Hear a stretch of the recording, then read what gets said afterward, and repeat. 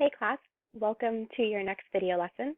Today we will be learning about a really important programming concept called variables. So, you've recently been learning about something called answer, which works with the ask and wait block.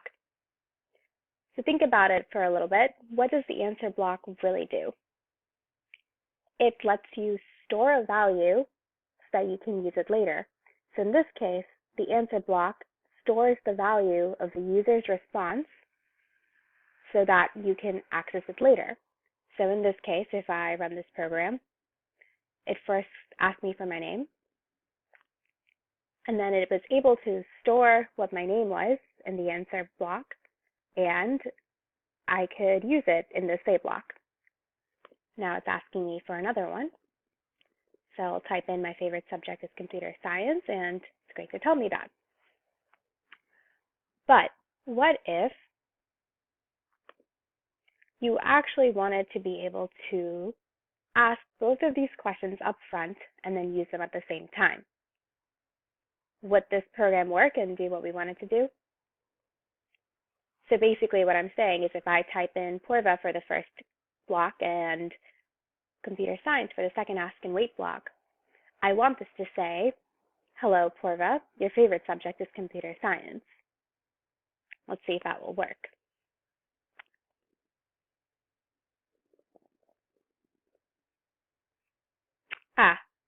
It's calling me computer science, and this is probably what we expected.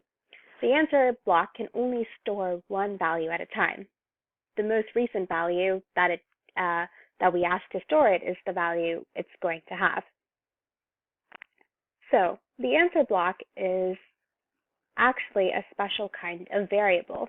A variable is something that can store a value so that you can use it later.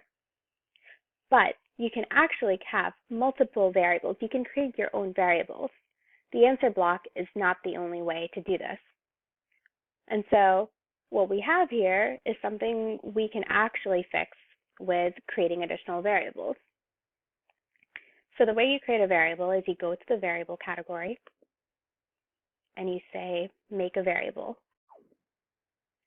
So this pops up this dialog where I type in the variable name. So I first want to be able to store my name. So I'm going to create a variable called name. And let's also make a variable for my favorite subject. So I'm going to call that subject. And now I can store additional values in these variables. So I use the set block, and I say set name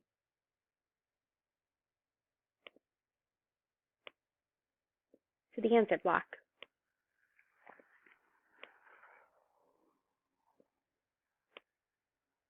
And now similarly, I can do set subject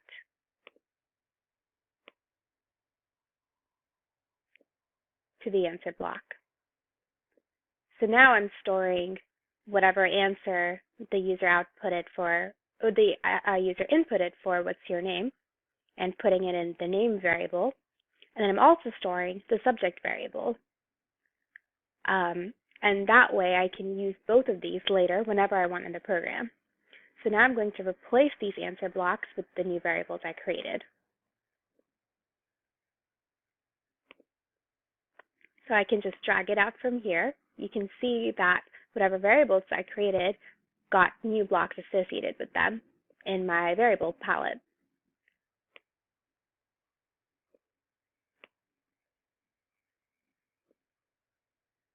So now let's try that out.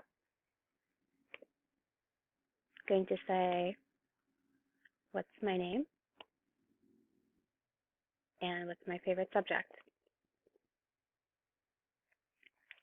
So you can actually use variables to be able to store different values, and this is a really useful concept that you're going to be using in a lot of programs in the future.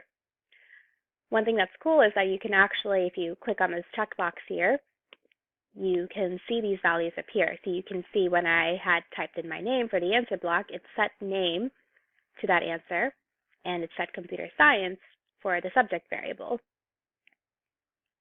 And now also notice how I named my variables. I could have technically called them anything I wanted, but I gave them meaningful names. This is really useful because otherwise you're going to, it's much more easy to understand your program if you give your variables descriptive names. This is not the only way to use variables. Another example is with this program. So here you can see I just wrote something simple that lets me move my sprite using the arrow keys. So right now, every time I click on one of the arrows, it moves the sprite by 100 steps. Now, what if I wanted to change it so instead of moving it 100 steps, I want to just move my sprite by, say, 50 steps? I could go ahead and change all of these numbers, but that's not as nice because then I'll have to change 4 numbers. In some programs, you might actually be using one value many, many times in your program. So needing to go through your entire program to make sure you found every reference to that value and you change it to a new value can get difficult.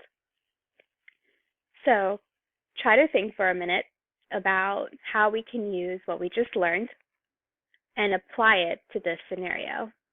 You can pause the video and think about it for a minute, write it down in your notebooks.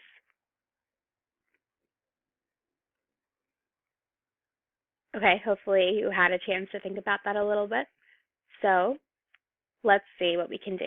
I'm going to go to the variables category, click on make a variable, and I'll call my variable step. Now I'm going to set step to be 100 for right now. And now what I can actually do is use this value wherever I want to be using the value of step equals 100.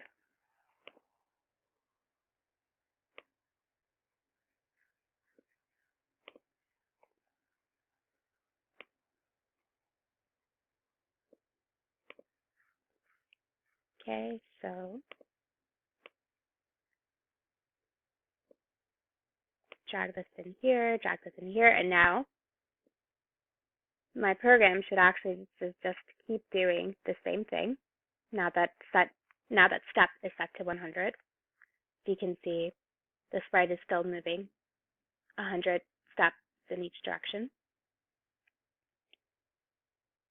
But now, say I want to make it 50, I can just change this one number right here. Oh, and I have to actually click it to set it. So now my step is 50. And now it's moving a smaller distance. So as you can see, variables can be used in a variety of scenarios, and you're going to find way more use cases for using variables in your upcoming labs.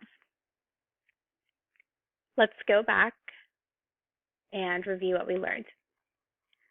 So we learned that variables are a way to store values to retrieve and use later.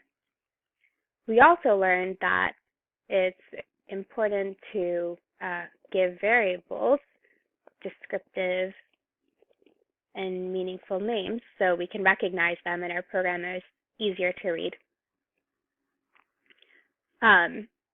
We also learned that variables can only store one value at a time.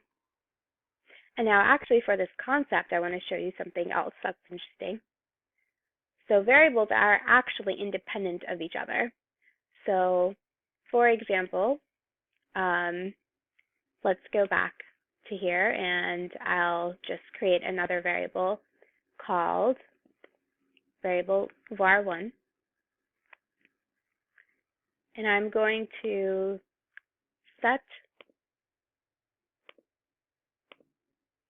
var1 to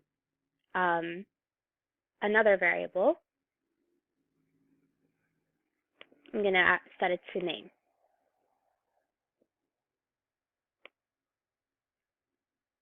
So now I click on this, and you can see var1 is now set to Porva.